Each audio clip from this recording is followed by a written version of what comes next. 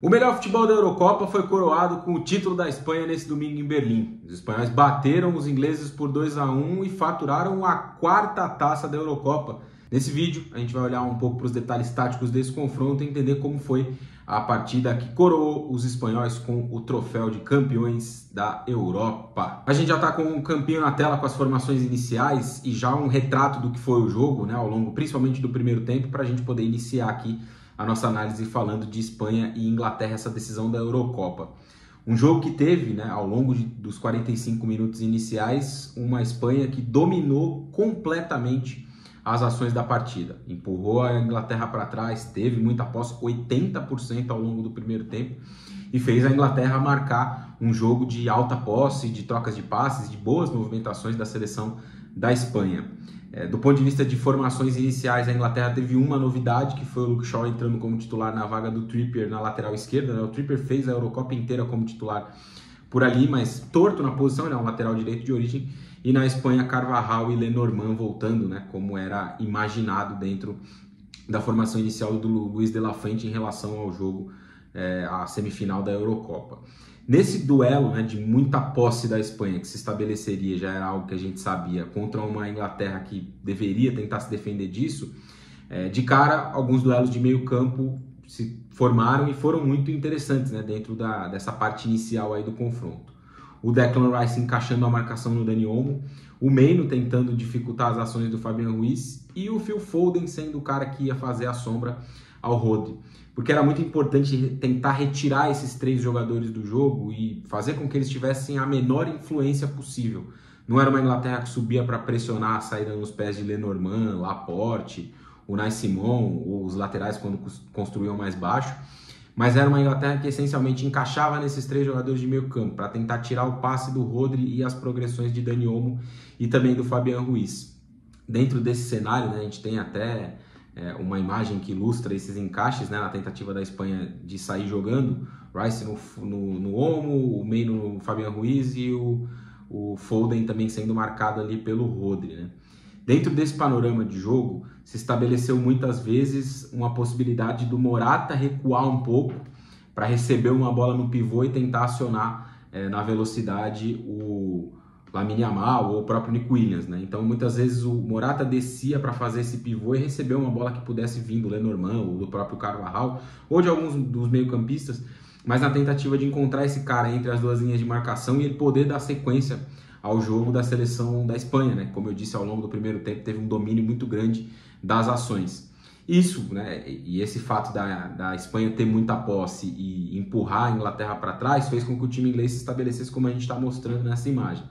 Duas linhas de quatro bem próximas, tentando fechar o espaço por dentro e dificultar esse jogo mais por fora também. Então aqui dá para a gente perceber a primeira linha defensiva com quatro, a linha de meio campo com o Bellingham e o Saka retornando pelo lado e o Foden ali muito próximo do Harry Kane, né? Os 10 jogadores de linha compactados no espaço de 30 metros mais ou menos, tirando bastante o espaço da seleção da Inglaterra, da Espanha, melhor dizendo, né?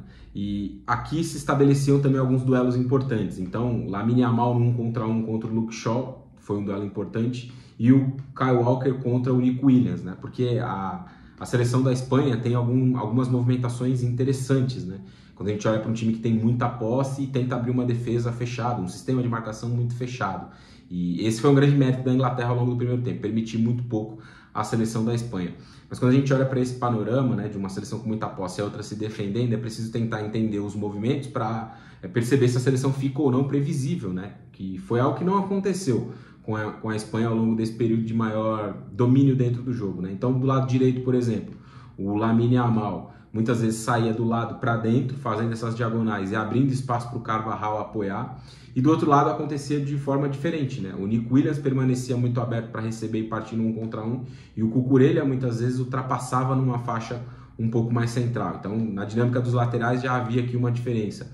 Na metade mais ou menos do primeiro tempo, até por esse encaixe para tentar desmontar um pouco essa marcação, De La Fuente troca Fabian Ruiz e o Dani Olmo de posição, né? O Fabian Ruiz vai para a direita e o Olmo vem jogar um pouco mais pela esquerda. Dura pouco tempo isso, mas é uma mudança na tentativa de desencaixar a marcação da seleção da Inglaterra, né? Inclusive essa imagem até mostra essa dinâmica dos jogadores de lado. O Cucurella fechando um pouco mais por dentro e o Nico Williams aberto, Lamine Yamal fazendo a diagonal de fora para dentro e o Carvajal passando muito naquele corredor. Isso é um aspecto que a gente costuma ver muito nessa seleção da Espanha. Olhando para o time, né, e para as tentativas de mudança que poderiam acontecer no segundo tempo, o retorno do intervalo já tem ali uma notícia bastante interessante, né, para o jogo, que poderia trazer uma mudança muito significativa no panorama, que é a saída do Rodri machucado para a entrada do Zubimendi, o camisa 18, que entra para ser esse primeiro volante. Essa substituição, já logo de cara, poderia ter um impacto importante no jogo da seleção da Espanha, né? Porque era entender como perder o seu melhor meio-campista, né? Aquele que foi eleito o melhor jogador do campeonato, que é um dos melhores meio-campistas, se não o melhor meio-campista do mundo na atualidade, como isso impactaria no confronto de uma forma geral. A questão é que a Espanha faz um gol muito rápido dentro da etapa final e acaba por não permitir muito talvez esse panorama de mais dificuldade, né? E o gol nasce de novo numa movimentação envolvendo laterais e os pontas. Nessa imagem a gente vê a origem da jogada, tem uma diferença em relação ao primeiro tempo. Se muitas vezes o Rodri era o cara que iniciava o jogo da Espanha ou a bola no pé dos zagueiros, com a entrada do Zubimendi, o Fabián Ruiz faz esse papel de recuar um pouco mais. E é dele o passe que vai encontrar o Carvajal vai colocar a bola para o Lamine Yamal e o Lamine Yamal vai dar o passe para o Nico Williams, né? Movimentações rápidas e esse recuo do Fabián Ruiz quebra um pouco o sistema de marcação, os encaixes da seleção da Inglaterra, né? Porque a Inglaterra não estava pressionando alto. Então um jogador que sai da zona que ele estava mais habituado a transitar no jogo quebra um pouco o sentido do encaixe. Porque se eu não vou subir alto, vou guardar a posição no meu setor, eu fico sem a referência da marcação. Foi o que aconteceu, por exemplo, com a dupla de volantes.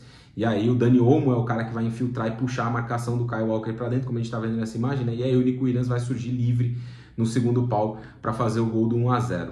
O gol do 1-0 significava a possibilidade, né, da Espanha controlar muito o jogo através da posse e da Inglaterra ficar num panorama ainda mais desconfortável.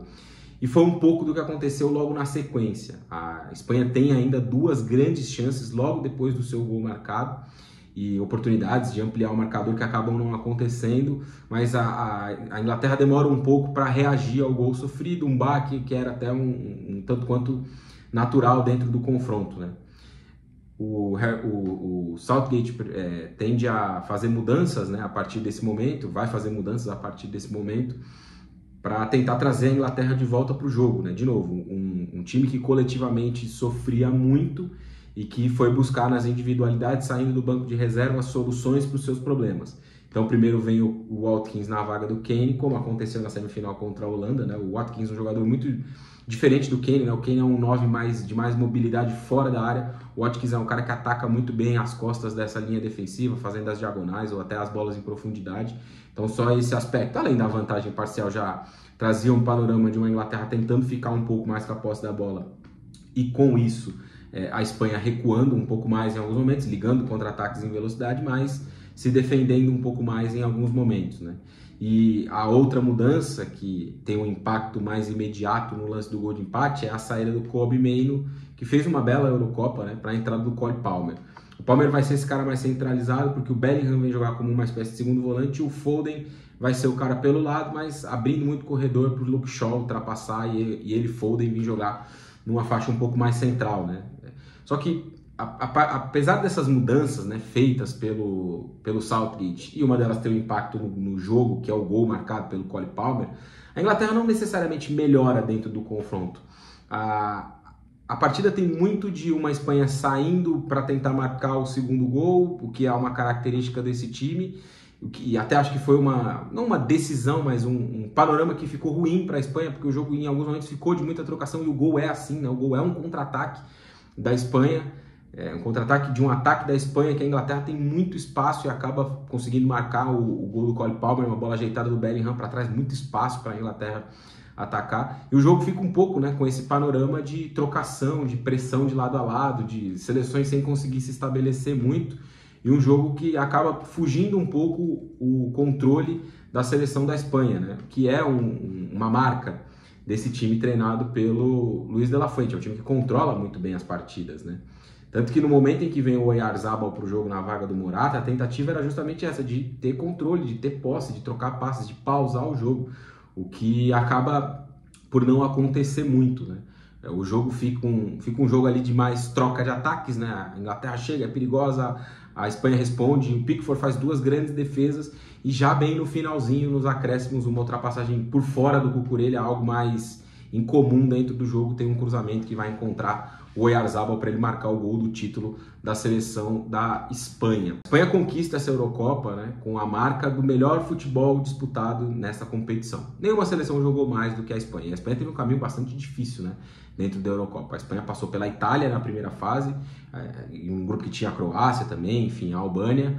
O jogo contra a Geórgia é um jogo mais acessível, nas oitavas de final a Espanha passa com uma goleada, mas depois disso o caminho tem Alemanha, França e por fim a Inglaterra. Então um título também do ponto de vista dos duelos, né, dos enfrentamentos que a Espanha teve, sempre muito complicados e que estabelece também, né, a força de um trabalho muito bem feito pelo Luis de la Fuente, que olhou para as mais diversas equipes e características de jogadores do futebol espanhol. Não é uma seleção espanhola com base formada em Real Madrid e Barcelona, tanto que os autores dos gols na final são jogadores de Athletic Bilbao e Real Sociedad, equipes do País Basco que abastecem muito bem a seleção com seus jogadores, né? O Unai Simón é do Athletic Bilbao, o Lenormand é da Real Sociedad, o Zubimendi é da Real Sociedad, o Laporte passou pela Real Sociedad, o Nico Williams é do Athletic Bilbao e o Oyarzabal é da Real Sociedad, enfim, muitos jogadores que passaram pelas equipes do País Basco. É uma seleção que coletivamente muito forte, potencializa seus jogadores do ponto de vista individual, e aí a gente tem que falar de Nico Williams e Lamine Yamal, que fizeram uma excepcional Eurocopa, um de 21, outro de 17 anos completados na sexta-feira, tinha 16 anos até outro dia o Lamine Yamal. Uma seleção de um meio campo muito cerebral e muito técnico ao mesmo tempo, né? Rodri e o Fabián Ruiz de uma Euro espetacular do início ao fim, e um acidente no meio do destino que tira o Pedri da competição, alça o Dani Olmo a titular, e ele é decisivo com gols nas quartas e também com gols nas oitavas, nas quartas e na semifinal da Eurocopa. Foi um jogador muito marcante dentro dessa disputa. Trabalho espetacular feito pela seleção da Espanha, que pode servir muito como espelho para a Inglaterra. A Inglaterra tem muito talento, tem muito de onde tirar, né? O gol de empate, por exemplo, mostra isso de novo, a solução individual de jogadores que saíram do banco. Na semifinal foi assim também contra a Holanda. Mas se a gente espreme os 7 jogos que a Inglaterra fez nessa Eurocopa, você vai ter ali um tempo de boa atuação contra a seleção da Holanda e alguns minutos contra a Suíça. No mais, foi uma Inglaterra muito, muito frágil coletivamente ao longo dessa Eurocopa. O trabalho do Gareth Southgate parece ter chegado a um teto de onde ele não consegue mais evoluir e extrair bons momentos, bons detalhes desse time coletivamente. Do ponto de vista individual, a Inglaterra tem muito, muito, muito material humano, muita qualidade. Mas o trabalho segue sem potencializar essa qualidade, o que é proporcionalmente o oposto na seleção da Espanha, que termina essa Eurocopa com o título, com o melhor jogador, com o melhor coletivo e com, sem sombra de dúvidas, o melhor futebol dessa Eurocopa também.